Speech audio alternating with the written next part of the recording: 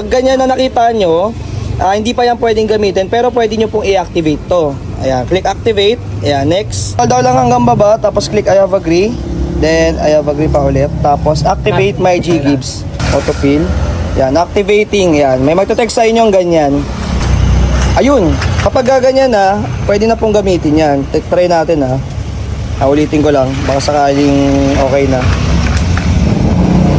Ggives. Ayun, kapag ganyan po, pwede na pong gamitin o kaya pwede nang ipa-convert. So, ganyan lang. Ganyan lang. Ngayon, sa mga nagtatanong, paano nga ba i-activate ang kanilang Ggives? So, click nyo lang itong barrow. Yan, tapos Ggives.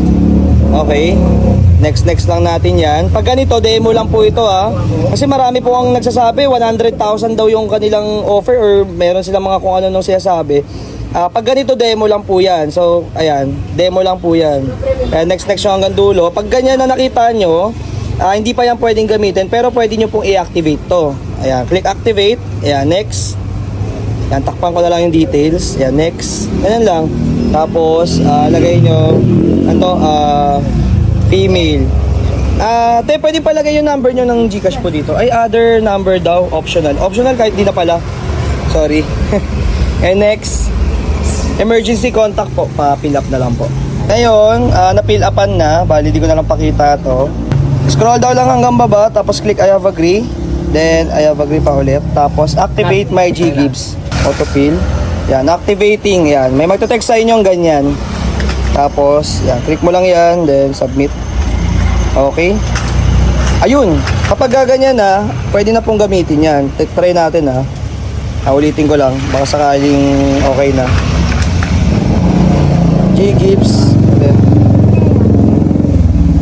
Ayun, kapag ganyan po, pwede na pong gamitin o kaya pwede nang ipa-convert. So, ganyan lang. Ganyan lang naman kadali mag-activate ng Ggives. Sa mga gusto magpa-convert po, ayan, diretso na po kayo sa Facebook page ko or Facebook account. Pwede rin kayo mag-inquire sa sa TikTok ha. Ayan, salamat po. Kapag ganyan ang lumabas, wala pa po kayong offer, kaya keep using Gcash. Ay may mga nakalagay naman, maintain your health balance, scan to pay. Lagi lang gamitin si Gcash para magkaroon ng Ggives. So, ganun lang.